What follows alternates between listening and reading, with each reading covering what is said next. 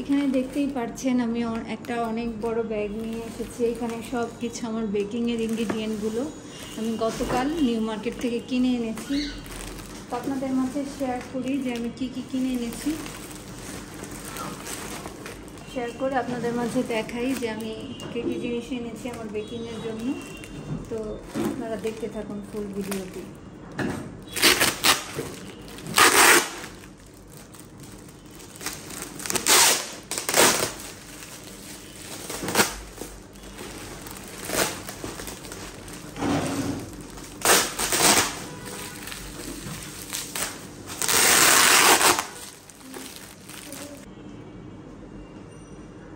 বাসায় সবাই আমার হাতের কেক অনেক পছন্দ করে। তো সর্বপ্রথম একটা মোল্ড নিয়ে এসেছি। এখানে এটা 9 ইঞ্চির একটা স্কোয়ার মোল্ড।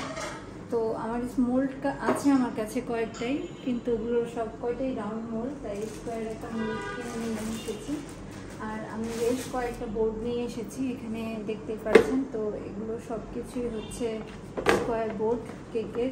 এখানে আমি 10 ইঞ্চি এবং 12 ইঞ্চির বোর্ড এনেছি। টোটাল কয়টা? 5টা। আর এনেছি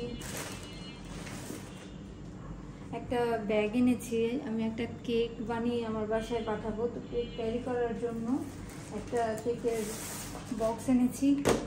অনেক দিন যাবৎ আমার হাতে কেক কেউ খাচ্ছে না, আমার বাসায় সবাই অনেক মনে করছে যে কেক খাবে আমার হাতে। তো আমার বাসায় একটা কেক পাঠাবো, এর জন্য একটা ব্যাগ আর একটা বক্স নিয়ে এসেছি। আর এনেছি এখানে ব্লুবেলের ডার্ক চকলেট। এটা হচ্ছে ½ কেজি একটা কম্পাউন্ড। কেকে বানানোর জন্য তো মেন ইনগ্রিডিয়েন্ট হচ্ছে চকলেট। আর একটা আমি ইলেকট্রিক এগ বিটার কিনেছি। এই এগ বিটারটা আমার আগেও আছে, তো ওইটার আমি এগুলো পাচ্ছি না খুঁজে, ব্লেডগুলো হারিয়ে গেছে, তো এর জন্য আরেকটা নতুন কিনে নিয়ে এসেছি। আর এখানে এনেছি হচ্ছে আইসিং সুগার। এটা তো খুবই ইম্পর্টেন্ট, সবাই জানেন কেক বানানোর জন্য এটা লাগে।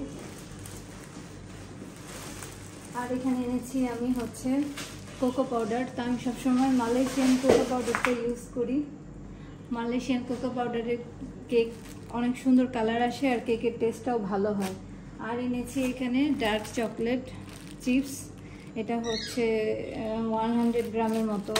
আমি তো আর প্রফেশনালি কেক বানাবো না, তাই আমি অল্প অল্প জিনিস এনেছি। এগুলো সবই আমার ছিল, তবে আমি প্রায় 2 বছর পরে কেক বানাবো, তাই আবার নতুন করে সব কিনে এনেছি। যদি সেগুলো ডেট চলে যায়, তো এই বেকিং পাউডারটা আমি সবসময় ইউজ করি, ফোস্টার ক্লার্কের। এই বেকিং পাউডার দিয়ে আমি কেক বানাবো।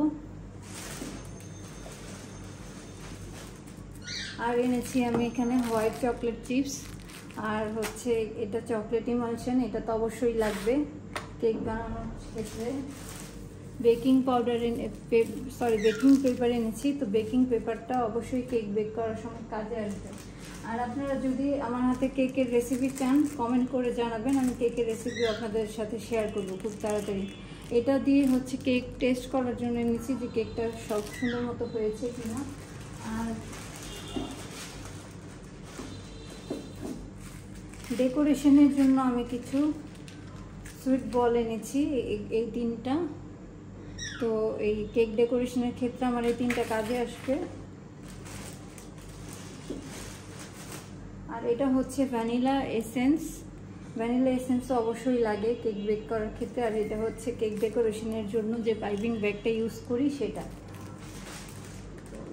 তো এই হচ্ছে আমার কেক বানানোর মানে ইনগ্রিডিয়েন্টগুলো আমি যা যা কিনে এনেছি এগুলো এখানেই আছে। এখানে প্রায় অনেক টাকার শপিং আমি করে ফেলেছি। তো নেক্সটে আমি শেয়ার করব কিভাবে কেক বানাতে হয় এটা আপনাদের মাঝে। তো আমি ইতিমধ্যেই 2টা কেক বানিয়ে নিয়েছি। তো আমি কেকের ভিডিওটা আমি পরবর্তীতে শেয়ার করব। আমি ছবিটা অ্যাড করে দিয়েছি। এই 2টা কেক আমি আজকে বানিয়েছি। তো কেকগুলো দেখতে কেমন হয়েছে, যদিও অনেক দিন পরে বেক করেছি তাই খুব ভালো হয়নি, সবাই কমেন্ট করে জানাবেন। আর ভিডিওটি কেমন লেগেছে বলতে একদমই ভুলবেন না। Thank you for watching.